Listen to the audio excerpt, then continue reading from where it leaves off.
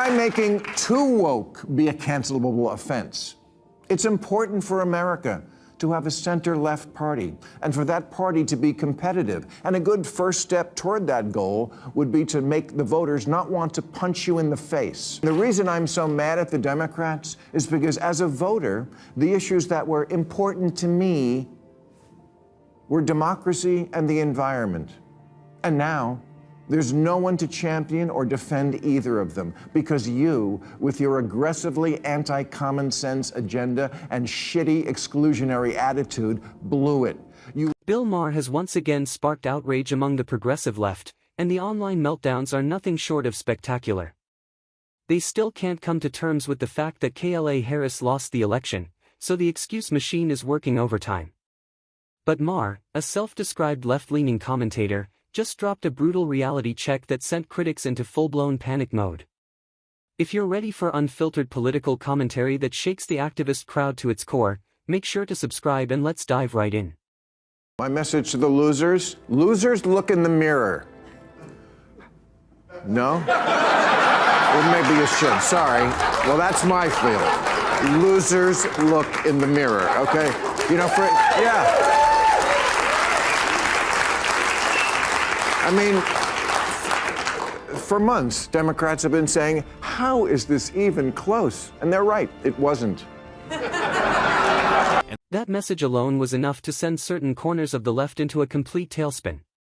Rather than accepting responsibility for the loss, they've pointed fingers at everyone and everything imaginable: Russia, the media, voters, basically anyone except themselves. Accountability simply isn't in their playbook. So when Maher began his monologue, many expected the same predictable talking points. Instead, he flipped the script, telling them to stop whining and start reflecting on their own missteps. That was enough to make them squirm. But what came next? That was the real blow, an unapologetic truth bomb that didn't just ruffle feathers, it tore the entire nest apart, triggering an online meltdown of epic proportions.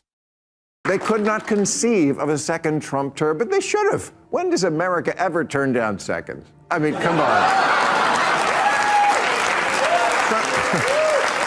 Look, this is just the facts.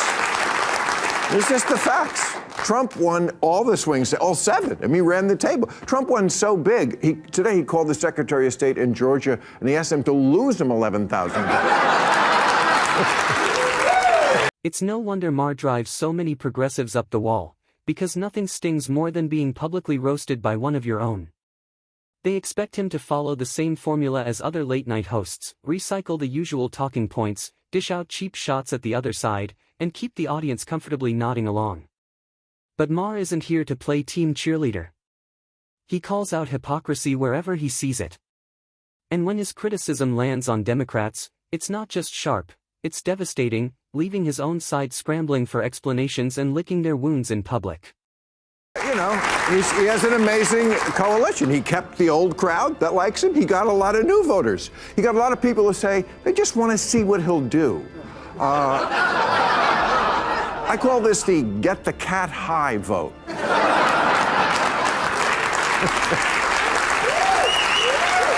Maher pointed out a key factor behind the opposition's return to power. They held on to their loyal supporters from previous elections while steadily drawing in new ones, a strategy the DNC failed to replicate. By the end of Joe Biden's second year, nearly half of those who once voted for him had already drifted away. And it wasn't just ordinary voters. Well-known figures like Joe Rogan and Elon Musk publicly distanced themselves from the Democrats. Even RFK Jr. eventually broke ranks after becoming frustrated with the increasingly radical, woke policies dominating the party's agenda.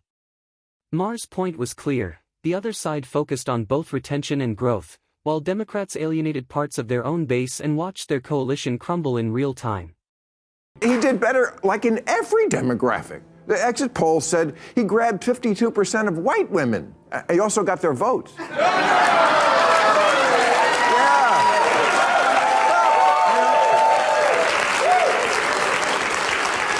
Yeah. We're going to keep doing jokes here, okay? Right? Both sides, right to the end.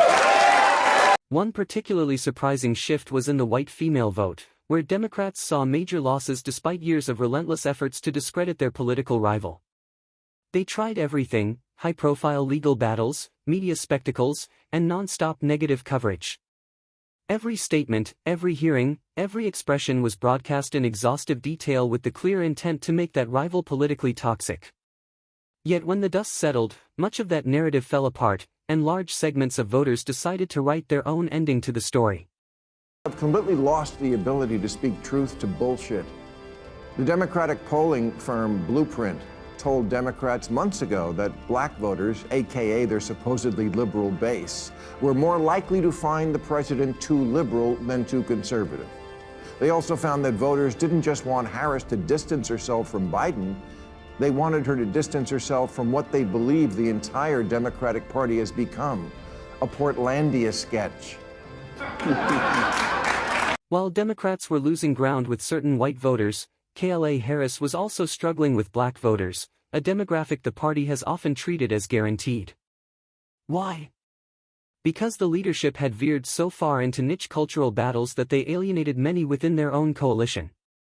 Instead of focusing on bread-and-butter concerns like economic empowerment, public safety, and education, priorities for many black communities, the DNC doubled down on messaging that catered primarily to LGBTQ activists, clashing with more traditional values in those neighborhoods. Rather than engaging in open dialogue, Harris's team often lectured and imposed their ideals, a strategy that backfired spectacularly. The result was growing frustration, waning enthusiasm, and a clear warning that their support could no longer be taken for granted. But Kamala threw the environment under the bus to win the fracking vote in Pennsylvania and the automobile vote in Michigan, and then didn't win either.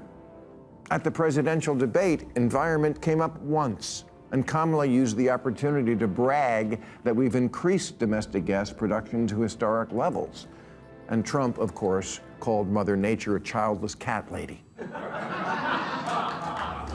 And now we're back to that, because the Democrat lost. So good luck to us and enjoy the impossible. From the very start, Harris's messaging struggled to connect. Her positions often shifted depending on the audience, her speeches were filled with vague platitudes, and her campaign avoided taking clear stances on pressing issues. While the opposition projected a clear, consistent brand, Harris's communication was murky and inconsistent. Voters listened, waited for something concrete, and often walked away with nothing to hold on to. Being too woke be a cancelable offense.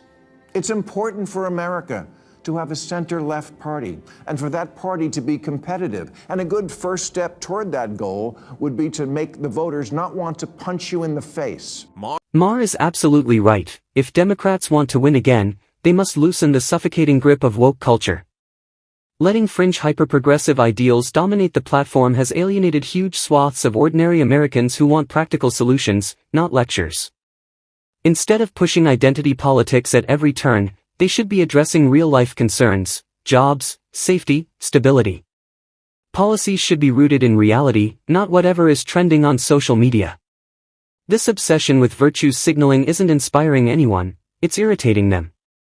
If the party could shift its focus back to common-sense priorities, they might stand a chance in the next election. I will conclude by saying the reason I'm so mad at the Democrats is because as a voter, the issues that were important to me were democracy and the environment.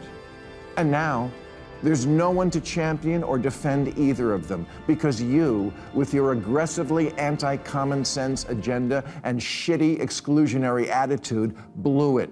You lost everything: House, Senate, White House, Supreme Court, and left us completely unprotected and ready to be violated. Happy Thanksgiving, everybody! What a shocker that the people who see everything through the lens of race and sex see their election loss as a result of racism and sexism. Yes, if only we weren't so irredeemably unenlightened, we would have elected a black president by now. Oh, what, we did? Oh, right, and then re-elected him. Maybe you missed it because it wasn't on TikTok. The Democrats have deeply disappointed much of their base with an agenda that often feels detached from everyday struggles. While families were battling inflation, stagnant wages, and rising costs, party leaders seemed more focused on pushing gender policies for minors and redefining rules in sports, issues that, while important to some, did little to address the urgent crises affecting most households. On the world stage, America's image was slipping, yet the leadership doubled down on divisive cultural fights instead of uniting citizens around shared priorities. The result? A party seen as ideologically rigid and politically out of touch. In the end, the Democrats' 2024 defeat wasn't solely about the other side's strength, it was about self-inflicted wounds. While their opponents kept their base, expanded into new voter blocs, and projected a sense of authenticity, the DNC alienated core supporters with vague messaging, tone-deaf priorities, and an overbearing commitment to woke culture. Harris failed to inspire trust, leaning on scripted talking points instead of offering bold, decisive positions. They ignored warning signs from within, including voices like Maher's, and paid the price. If Democrats want a comeback, they'll need to drop the excuses and reconnect with the people they claim to represent. And that wraps up today's video. If you enjoyed this no-holds-barred commentary, don't forget to hit like and subscribe for more. See you next time. Bill Maher just lit up the progressive left again, and this time, the outrage is off the charts. After Kamala Harris lost the election, Democrats avoided taking responsibility and instead launched into a full-on blame game. Maher flipped that script, telling them to stop whining and start owning their mistakes.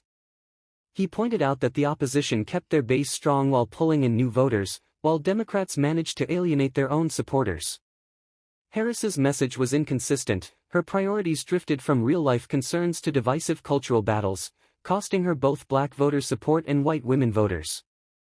Maher's bottom line: if Democrats want to win again, they have to ditch the suffocating grip of woke culture, focus on real issues like jobs, safety, and the economy, and start actually listening to the people they claim to represent.